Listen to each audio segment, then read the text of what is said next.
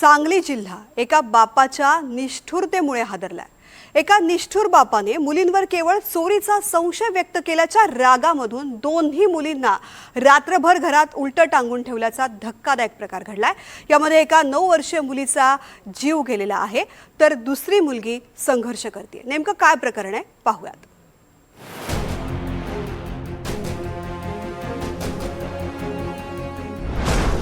सांगलीच्या आटपाडीत बापाचं सैतानी कृत्य।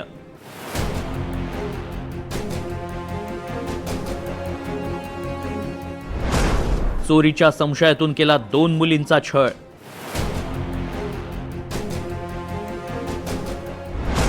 पोटच्या लेकींना रात्रभर छताला उलट टांगलं।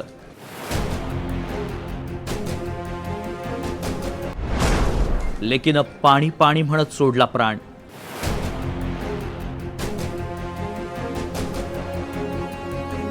सांगली जिल्ह्यात एका निर्दयी बापाचं थरकाप उडवणारं कृत्य समोर आलंय। आटपाडी तालुक्यातील बनपुरी इथं बापानंच 2 निष्पाप मुलींचा अमानुष छळ केला। बापानंच रात्रभर 2 मुलींना हातपाय बांधून छताला उलट टांगून ठेवलं। यामध्ये 10 वर्षीय सानिकानं पाणी पाणी म्हणत रात्रीच जीव सोडला, तर तिची 11 वर्षीय बहीण अनुजा गंभीर जखमी अवस्थेत असून तिच्यावर खासगी रुग्णालयात उपचार सुरू आहेत। नाना हैबत यमगर असं निर्दयी बापाचं नाव आहे। या घटनेनं संपूर्ण परिसरात संतापाची लाट उसळली आहे। त्यामध्ये अनुजा यमगर ही गंभीर जखमी झाली असून तिला जीवे ठार मारण्याचा प्रयत्न केला असल्याने तिच्यावर आटपाडी येथे उपचार चालू आहेत। ऋतुजा यमगर हिला हातपाय बांधून लटकून जीवे ठार मारून तिचा खून केला असल्यामुळे तिचं पोस्टमॉर्टम करून प्रेत नातेवाईकाच्या ताब्यात दिलं आहे। आरोपीविरुद्ध गुन्हा दाखल करण्याची प्रक्रिया चालू असून गुन्हा दाखल होऊन पुढील तपास करत आहोत। बरं, हा सर्व प्रकार का घडलाय तर शेजाऱ्यानं त्याच्या घरात चोरीचा आरोप केला म्हणून। बुधवारी म्हणजेच 2 दिवसापूर्वी ऋतुजा आणि सानिका या दोघींवर शेजारच्या कुटुंबानं घरात चोरी केल्याचा आरोप केला। या आरोपांनंतर दादू यमगर यांना राग अनावर झाला। त्यांनी दोन्ही मुलांचे हातपाय बांधून छताच्या अँगलला टांगलं। यावेळी मुलींच्या आजोबांनी त्यांना वाचवण्याचाही प्रयत्न केला, मात्र दादू यमगर यांनी वडिलांनाही धक्काबुक्की केली। शेवटी दोन्ही मुली रात्रभर लटकलेल्या अवस्थेत आई वडिलांकडे दयेच्या अपेक्षेनं पाहत राहिल्या। वेदना असह्य झाल्या तेव्हा मुलींनी घोटभर पाणी मागितलं, तरीही वडील मुलींना मृत्यूच्या दारात लटकवून निवांत झोपी गेले। वडिलांची ही निष्ठुरता पाहून धाकली मुलगी ऋतुजानं प्राण सोडले आणि अनुजा बेशुद्ध झाली। सकाळी हा सगळा प्रकार समोर आला, त्यानंतर गावात खळबळ उडाली। 1450 गावलं आणि त्यांनी काही खरंचलं होतं ते आम्ही दिलं। 550 रुपये आमच्या त्यांना दिले। मग ते असं चोरी करायची मग बा पिऊन आलेला होता। बानं हातपाय बांधलं टांगलं, घरातच टांगलं। कसं काय तर हातपाय बांधून टांगलं म्हणलं रोज लोकात चोरायचं, रोज कुठली भरपाई द्यायची।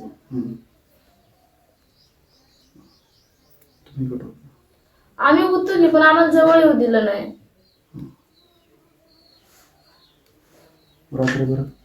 रात्रभर टांगूनच होती। पुन्हा आल्यावर आपली भांडणं आधीच जास्त मारते रोज पोरात। पुन्हा म्हटलं कोणी माझ्या पोरीने हात लावला तर मी कोयत्याने तोडली। मी परत मग झोपलो तिकडे ना बाहेरल्या बाजूला।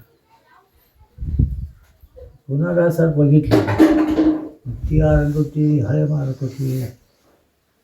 पुन्हा पाणी मागितलं तर त्यांनीच दिलं पाणी ते पोरग्याने दिले 2 त्यांनीच पाजलं 2 वेळा। 2 वेळा मी उठलो ना। पुन्हा ती 5 वाजता उठून आंघोळ करून इथनं गाडी घेऊन गेल्यानंतर पुन्हा मी 6ला उठलो।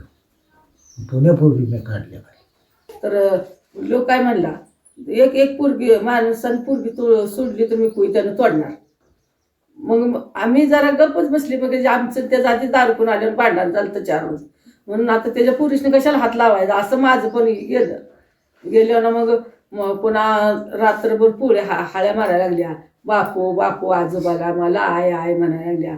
तर तिचा बाता हित आहे म्हणून आम्ही बोललो नाही। पुन्हा तिच्या मम्मीला हाळ्या मारल्या। मम्मी पण म्हणायची तुम्हाला काय झालं?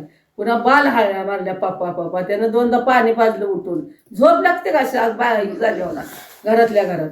आणि मग पुन्हा ती 5 वाजता उठून गेला इथनं।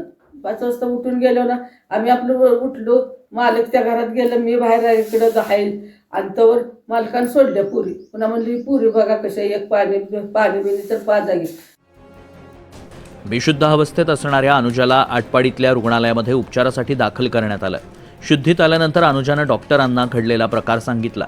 रुग्णालयाकडून पोलिसांना या घटनेची कल्पना देण्यात आली.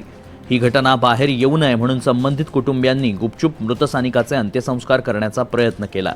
मात्र पोलिसांनी तातडीनं बनपुरी गावाकडे धाव घेत सानिकाच्या मृतदेहासोबत दादू यमगर यांना ताब्यात घेतलं.